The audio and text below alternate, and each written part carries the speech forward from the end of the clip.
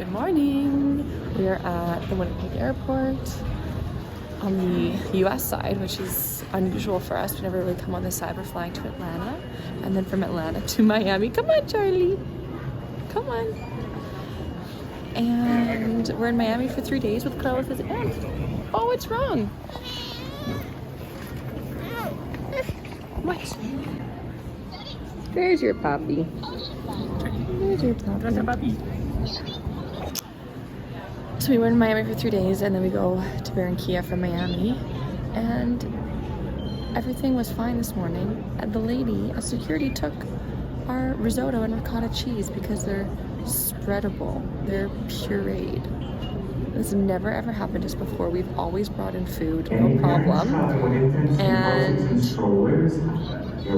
yeah, so there goes my breakfast, the kids' breakfast. We have other food obviously, but it was still really annoying. Anyway, I'm undecided if I'm gonna get a coffee or not. Let's walk around, see the shops until it's time to board.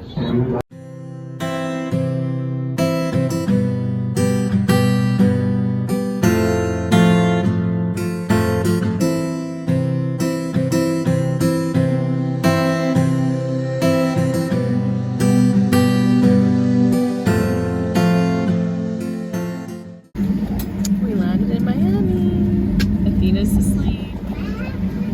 Charlie and Poppy are awake. It was a really good flight actually, only just under 2 hours. Both the flights were great. The hard part for me was the layover in Miami, but we did it. We're here. I can't wait to shower. I'm like sweaty and I feel like I smell. I want all of us to shower, get on some fresh clothes. And are we staying home or are we going out? To Target. Guess we should go to Target.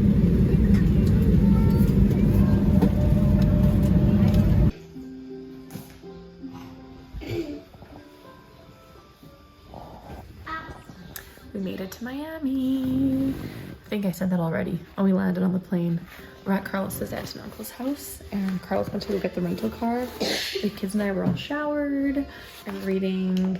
I started this book today, Lisa Jewell, Don't Let Him In. I'll read their synopsis later. I have to talk about the book I finished on my phone this morning, the ebook, and then I'll tell you about this book. But we're just sitting here waiting for supper, waiting for Carlos, and I'm reading while the kids watch some Baby Fin.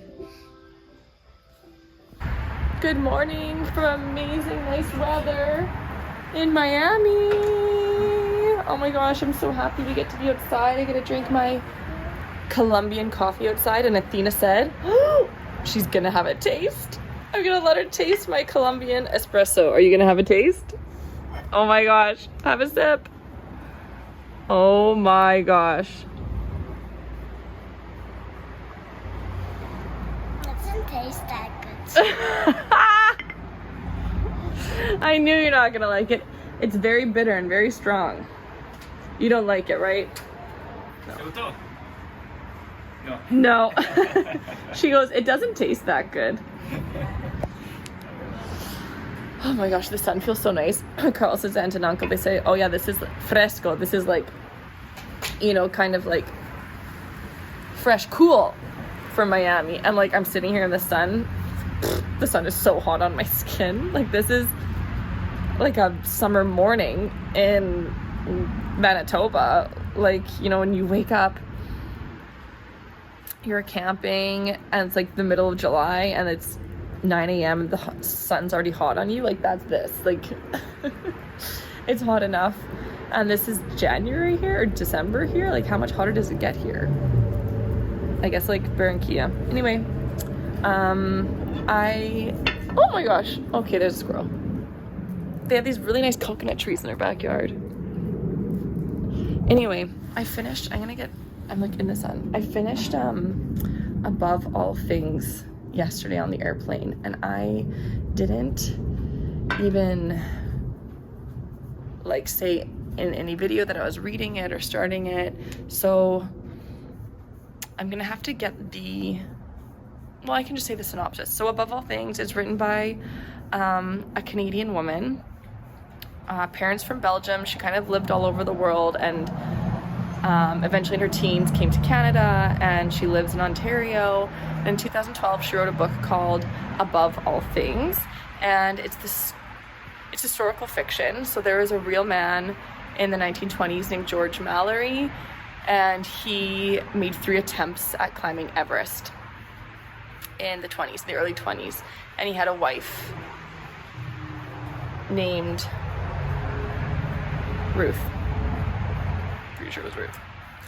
And basically, like in the author's like notes, she talks about how when she was working at a like sports equipment store, they would always play documentaries, and she saw George Mallory's story on that, and she became kind of like really intrigued by him, and she went and did a bunch of research on him. And when she was doing research on him in England, she came across letters between him and his wife, and she just kept living with these people, and she created this story in her head. So it's dual POV. So in George's point of view, we're following his 3rd attempt at climbing Everest, and in Ruth's POV, it's one full day. It's one full day of her having this like dinner party from when she wakes up in the morning to when everyone goes home at the end of the night. And I rated it a 3 to 5. I'm just trying to think. There's nothing more else for me to say about the synopsis about the book. That's basically it. I gave it a 3 to 5. You know, it talked about a lot of good themes. Like there's a lot of tension in the marriage of like, you keep leaving me, you always choose the mountain over me, and George, you know, trying to fill this hole within him by climbing the mountain. So a lot of really good themes. I think the reason it doesn't get like a 4 or a 5 for me, because it's kind of my thing. It's historical fiction, you know, a plot about an adventure, a plot about a marriage, a plot about people like finding themselves in the marriage and outside of the marriage, their identity. What is their identity? Mother, father, husband, wife, climber, professor, lover, things like that.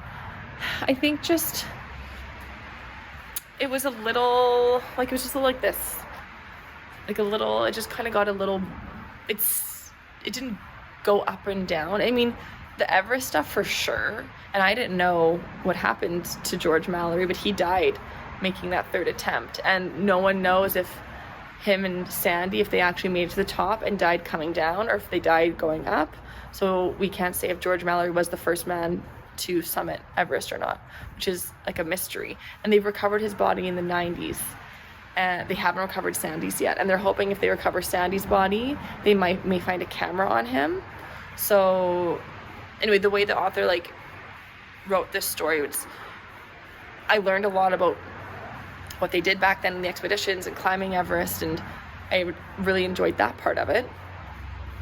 It just, by the end, by like 2/3 of the way through, I was really kind of just like, I was like, I almost DNF'd it, and I was like, no, like let's finish this.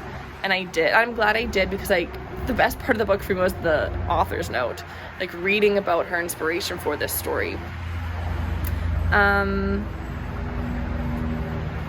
Yeah, I guess I don't really have much else to say, and I feel like this clip is running really long. So that was Above All Things, 3 to 5.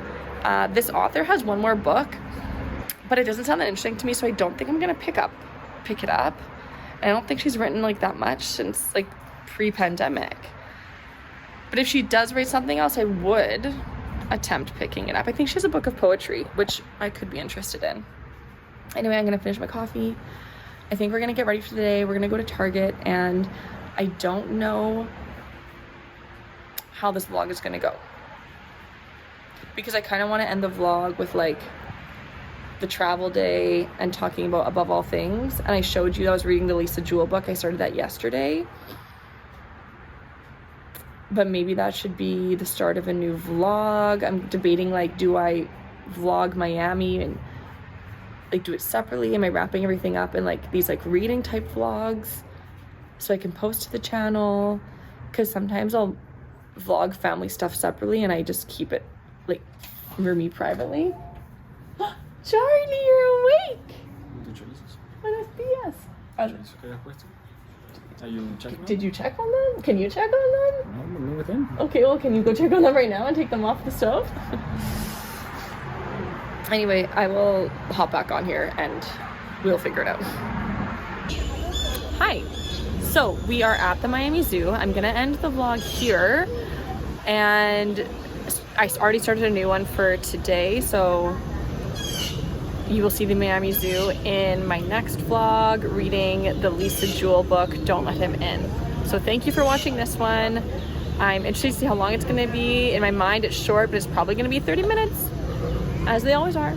So if you made it to here, thank you so much, and I will see you in the next Reading My Entire TBR in Miami vlog.